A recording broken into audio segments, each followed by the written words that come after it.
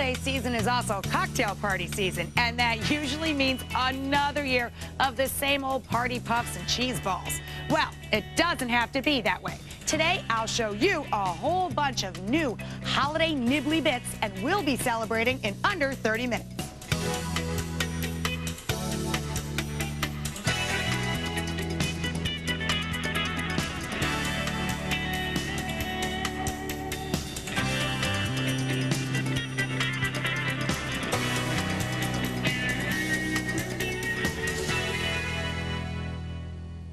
Hey there, I'm Rachel Ray, and I make 30-minute meals. Now, that means in the time it takes you to watch this program, I've made a delicious and healthy meal from start to finish. Now, today, I am spicing up the standard holiday party fare.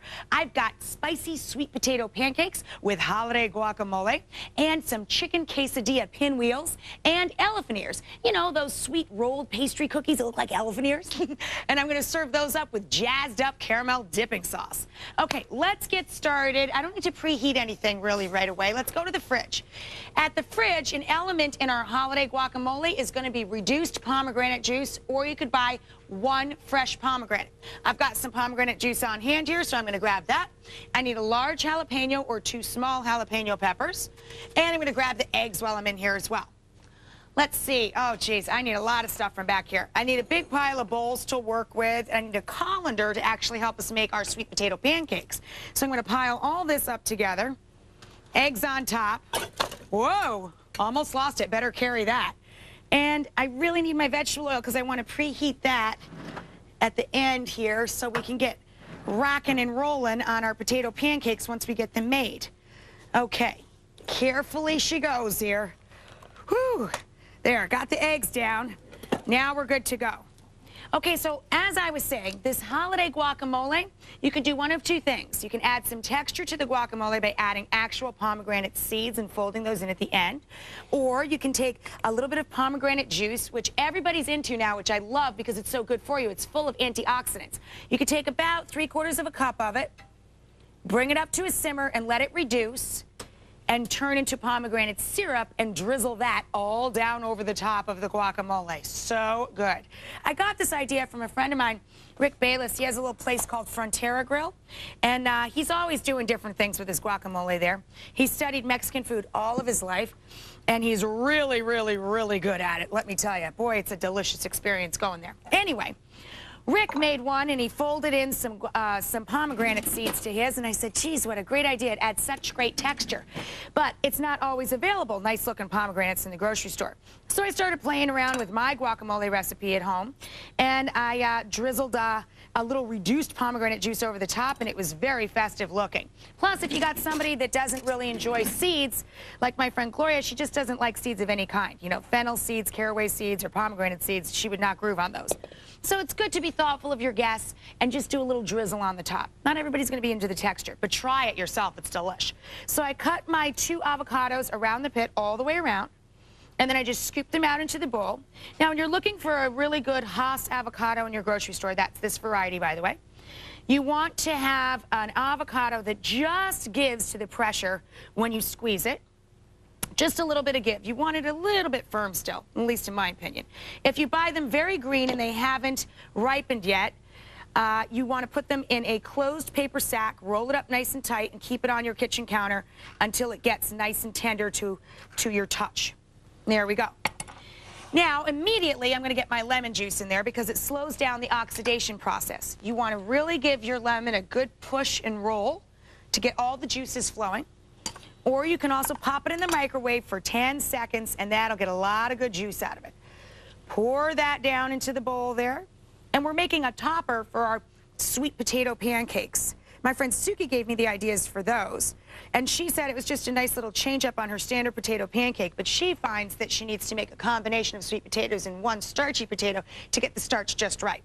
So once we've got that going, we're going to hit our jalapeno next. Now, all of the heat in a jalapeno lives in the seeds and the ribs. So if you want a nice mild guacamole, which I suggest, because again, you got to be thinking of your guests first, you want to pull out all those ribs and seeds and just get them into your garbage bowl. And this is such a big, beautiful jalapeno. I would only need one of these. The jalapeno Jalapenos are running a little small that day. You may want to buy 2. Serranos are also great. They're smaller and a little bit more intense in the heat level. It looks like a little baby skinny jalapeno. And even though they're smaller, I would actually only recommend using 1 Serrano because they're a little bit spicier in my experience. Now you cut from the inside working out with this guy. Turn it sideways, and then you know how to chop, right? You just finally go. I always like to use my board as a fulcrum to help me chop anything up nice and small. Now, I like some garlic in my guacamole as well, but I don't like people to chomp down on big pieces of it.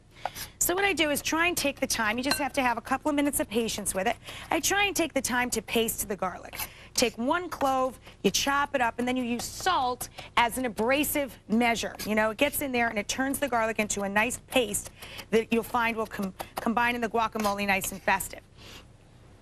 So 1 piece of garlic here. Let's get him off. Give it a little pop, or a big squish. A little pop. I really annihilated the little guy. Run your knife through it. Both ways. And then you add that good salt in there. Excellent. And then you use the heel of your hand, applying pressure, and you just keep mashing that garlic up until it pastes up beautifully. Nice. And that'll make it a lot easier as it's moving through the guacamole and easier on the palate of your guests. That doesn't mean you're done salting, though, kids. That little bit isn't enough. I like a nice salty guacamole. So I'm going to get my paste in there. And I need a little bit of onion. You can use red or white. I'm going to use red here because it's all about being festive. This is a nice little holiday party treat. And, you know, this is going to be so much more tasty. This little cocktail party we're throwing together. You can invite over a small group of friends, 6 to 8 people, and in the same time you could cook off some of those tired cheese puffs in the oven. You could make this entire spread. Plus, it's all homemade, you know? There we go. Just going to run my knife through the edge of this. Excellent. Now, I have to take a quick break, so I'm not going to let you watch me mash this up. I'll mash it up with a fork over the break. That's all that's missing. The guacamole's now done. We're reducing the pomegranate juice to drizzle over the top. I'm going to mash this up over the break, add a little extra salt, remember. And then I'm going to do this. You need a setup like this, kids. You need a bowl and a colander. Grate your sweet potatoes and 1 starchy potato in this bowl so that all the liquid can start to fall away into the bowl beneath. So grate into the colander so it can drain away. Got to take a quick break. I'm just going to get a grate and I'll meet you right back here.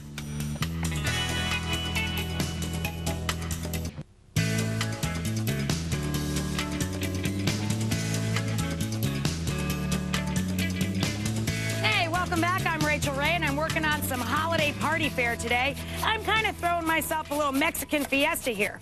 These aren't your average cheese puffs or potato pancakes. I'm working on sweet potato pancakes. I am adding 1 plain starchy potato. That helps the texture and the starch content in our little pancakes. I've already made my own homemade guacamole, and it's going to get really festive because I have some pomegranate juice thickening up. We're going to drizzle that across the top. So it'll look very festive when it's all done. Plus, we'll have the layers of flavor between the buttery avocado and the spicy garlicky guacamole and the nice sweet red syrup across the top. Gonna be delish. We're gonna put that up on top of our pancakes. Now remember, before we went to break, I kind of road mapped this for you. I grated 2 medium sweet potatoes and a large starchy white potato. By starchy, I mean an Idaho potato or a russet potato. And now I'm pressing them. I want to get all the liquid out. That's why I put this colander on top of a bowl here. Wait till you see the juice that comes out of this. I also added a little salt as I was going along because that draws out the liquid. Look at that in the bottom of the bowl there. See all that juice? Makes for wet cakes. So once I'm comfortable that I've got that squeezed out pretty good, gonna pull another clean bowl up here, put my potato mixture in there, and then the trick to a really good potato pancake in my family is grated onion. It's important to grate it because you want the onion juice. That's what makes it so delicious. Be careful when you get down to the end of the onion. I have grated my thumb. Heads up to you. And it looks like fun for the kids to do. Really, this is an adult job. Graters don't look scary, but they are. They're pretty sharp business. When you get down to the very end, just let it go. You're good to go. Always remember when you're using a grater, gather from the inside out. Let me grab a little mop-peen here to wipe up my hands. I'm also preheating some vegetable oil. You want to use a light in color and texture oil, both for flavor and because you want to bring it to a pretty fair cooking temperature. You want to bring it up to a pretty high cooking temp. Now, out of the refrigerator, I'm going to gather up a rotisserie chicken. That's going to be for the quesadillas. Taking a lot of help from the store here. Great flavor, and all I got to do is pull it off the bone, chop it up. Now, back here out of the pantry, I'm going to grab all the seasonings and the flour that we need to finish off our pancakes to go with the guacamole.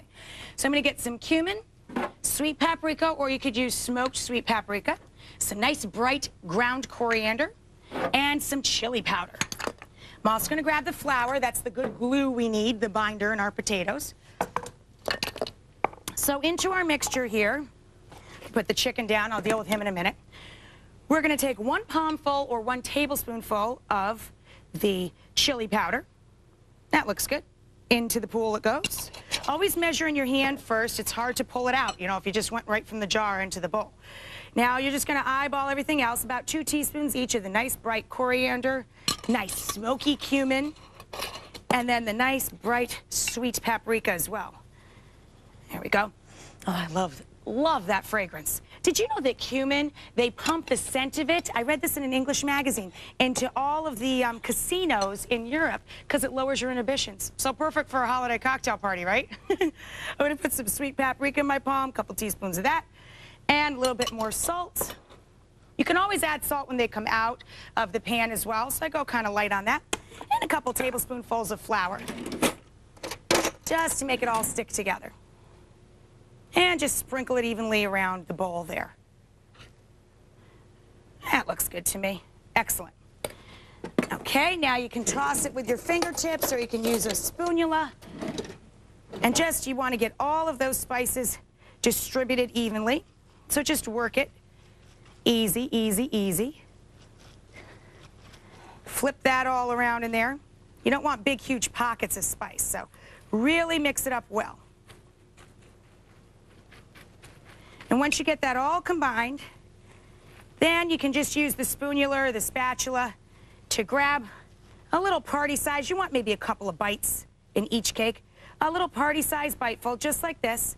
Drop it into your nice hot oil. They'll cook up in a couple minutes on each side. I have to take a quick break. I'm just going to keep making potato pancakes and then start pulling and chopping my rotisserie chicken, and I'll meet you right back here.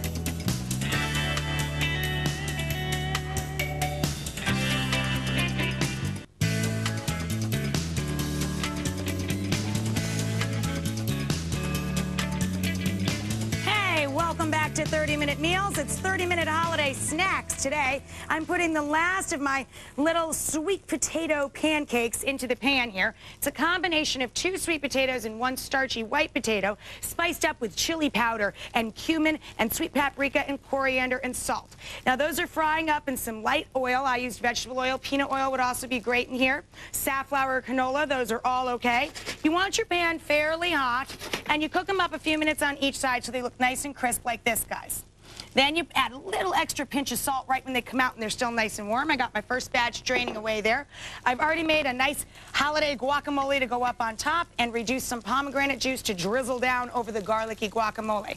Over here, I just pulled off some of the meat from a rotisserie chicken, which we always have in my house because my mother's outdoor cats, they'll only eat rotisserie chicken and nothing else. Funny, right?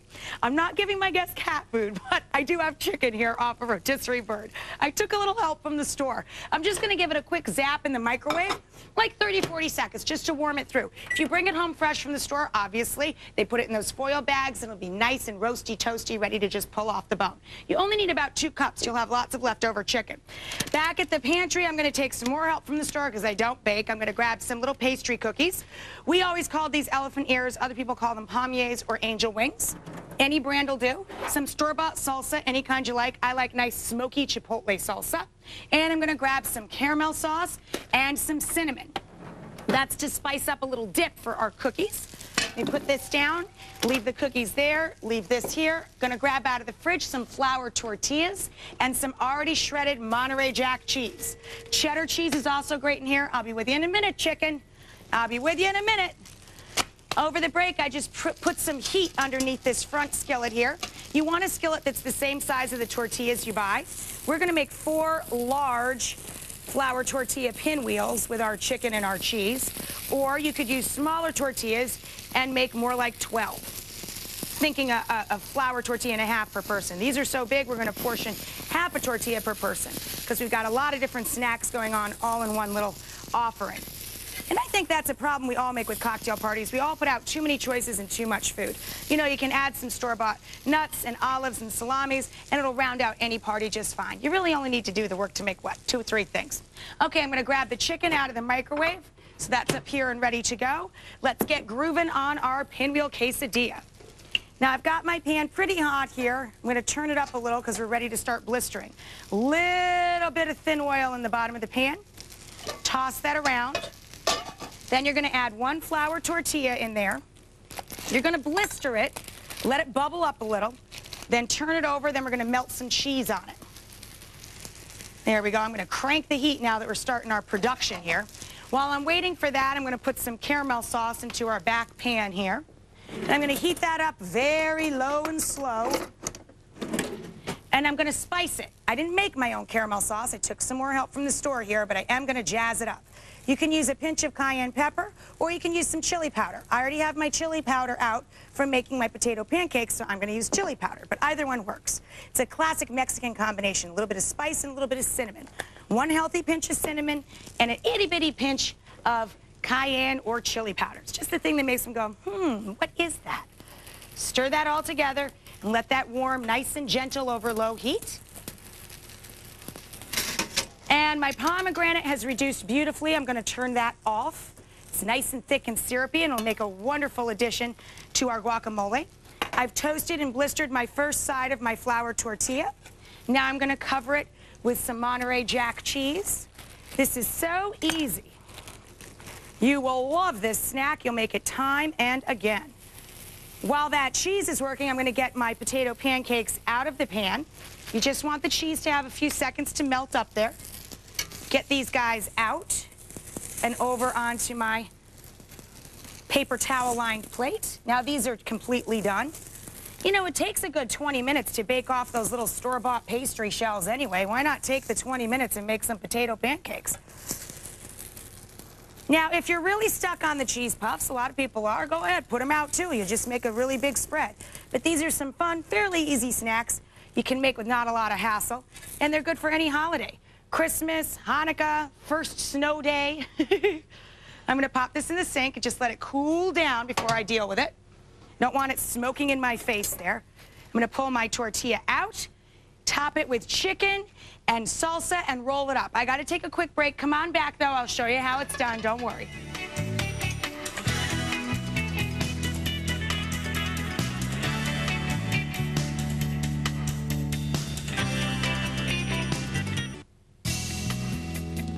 Welcome back. I'm Rachael Ray, and I'm working on a Mexican-style holiday feast here. We got a lot of snacks going on. I've got my flour tortilla blistered on one side, turn it over, put some shredded Monterey Jack cheese all over the top, then spice it up with the salsa of your choice. I've got a nice smoky chipotle salsa there. Then take a little rotisserie chicken, about a 1/4 cup or a generous handful, scatter that all around, and then roll it up pinwheel style. And then you just let it set for a couple of minutes. I sliced up 3 over the break. You got to let it set for a sec there so that the cheese has time to melt and make some good glue in there. Now I'm going to take my homemade garlicky guacamole with jalapeno and red onion and pasted garlic. Remember, use the salt as an abrasive to paste it.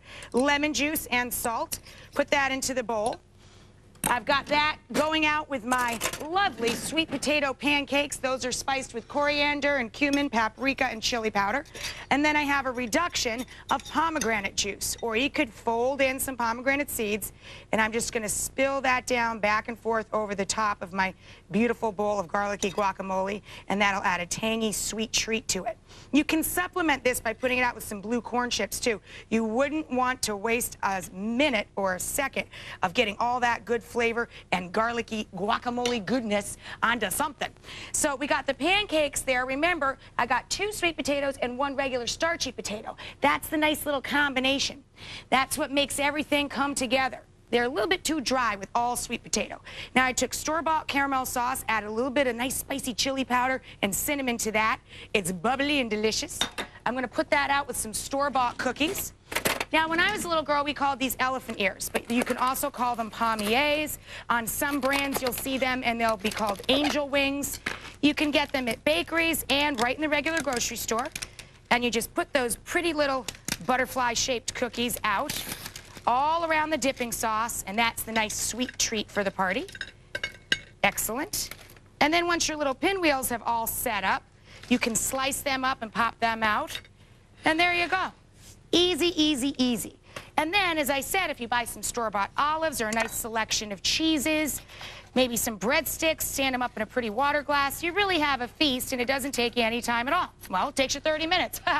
And, you know, around the holidays, I like to have small-a-days, I call them. Really small, intimate gatherings of 6 to 8 people at a pop, so you can make just a couple of little treats, and you're good to go. It's not too much pressure. You don't have too much cleaning up to do, and your friends appreciate it, too. A smaller group is a tighter group. Excellent.